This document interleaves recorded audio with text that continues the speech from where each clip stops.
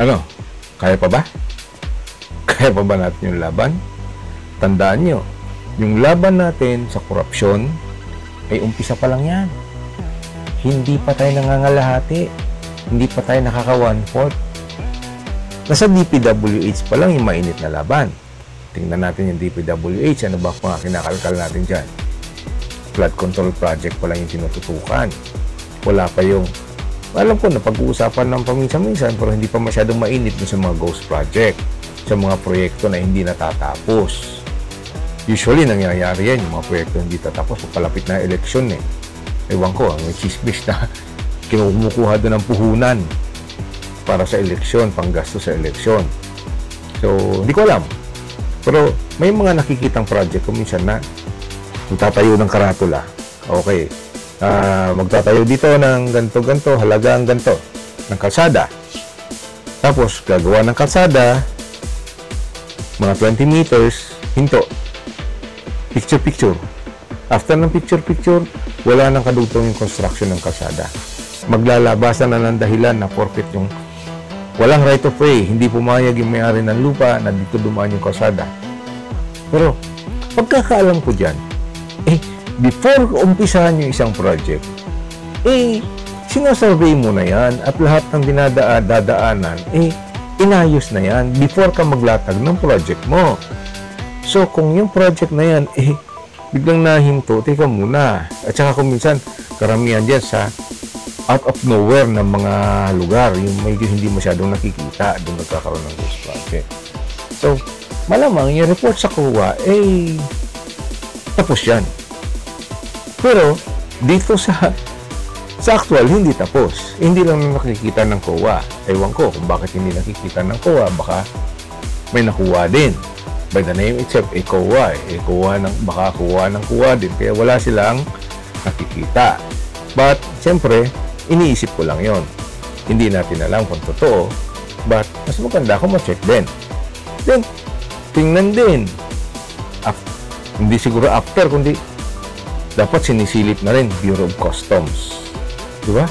Yung Bureau of Customs, yung mga back imports, yung mga imports ng mga malalaking kumpanya, alam ko, pahirapan lumabas o palabas yan dyan eh.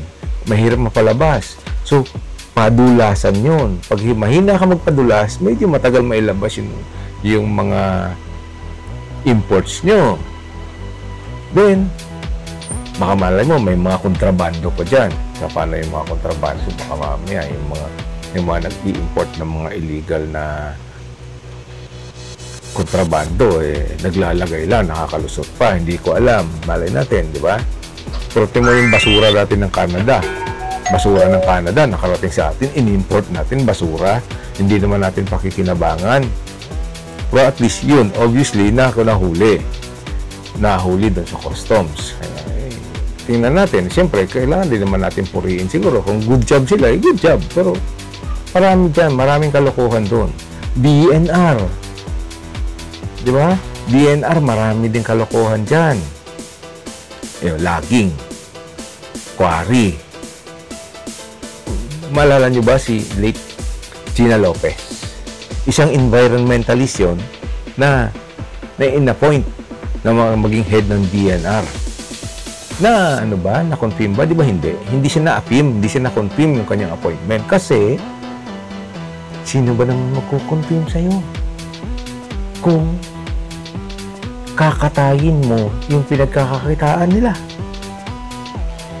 Ganyang katindi ang sindikato sa gobyerno. BIR. Marami dyan. Alam na natin, marami nakakaalam yan kung ano yung kalakaran sa BIR. Pero, hindi natin magaling di ba? Magaling sila. LTO.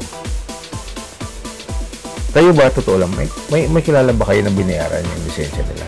Lalo na yung professional driver's license. Hindi, wag na lang natin tingnan natin yung mga drivers natin.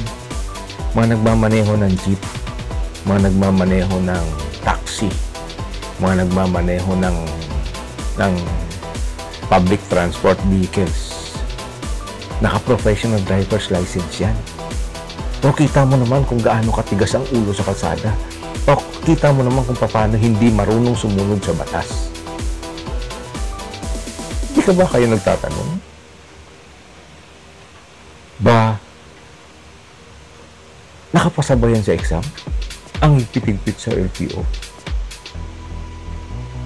May batas pa tayong anti-smoke belching law. Kita mo sa kalsada, hinuhuli ba ang smoke belcher?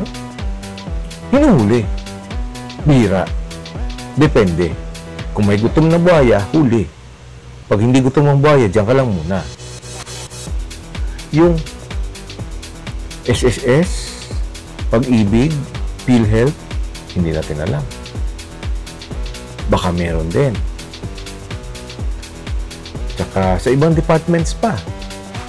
Marami pang departamento sa gobyerno na nagkakasundo-sundo yung mga naandon, ng mga magnanakaw na naandon at meron na silang sariling sindikato doon. Alam na nila yung pasikot-sikot, paikot-ikot na kaya nilang lusutan yung mga investigation na ginagawa.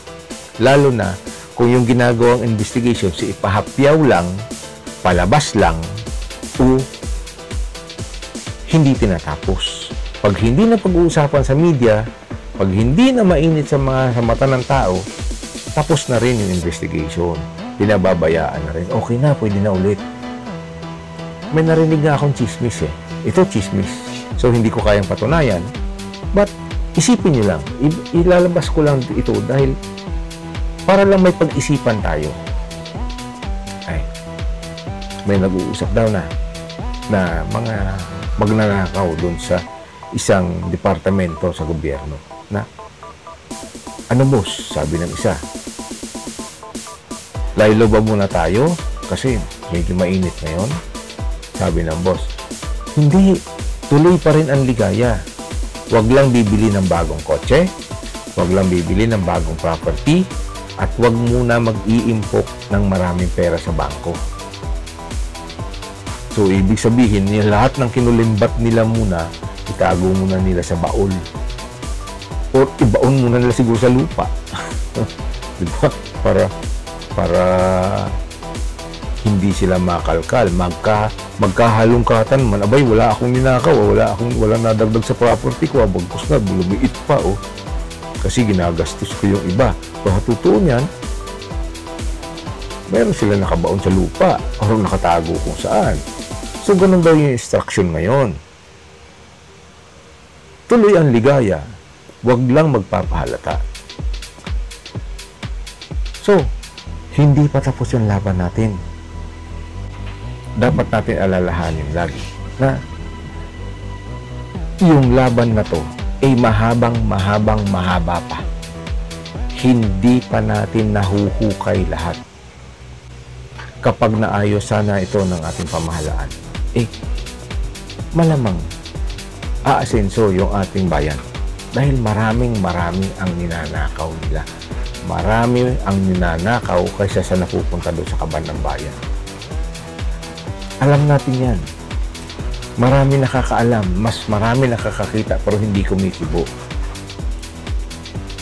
Tandaan nyo, kapag may nakita kang masamang gawain at hinayaan mo lang ito, ay para mo na rin tinulungan yung masamang gawain na yun. Hindi ka nga kumibo, hindi ka nga sumali, pero dahil nanahimik ka, tinulungan mo silang itago yung kalokohan nilang ginagawa. Kaya dapat, wag tayo makikooperate doon.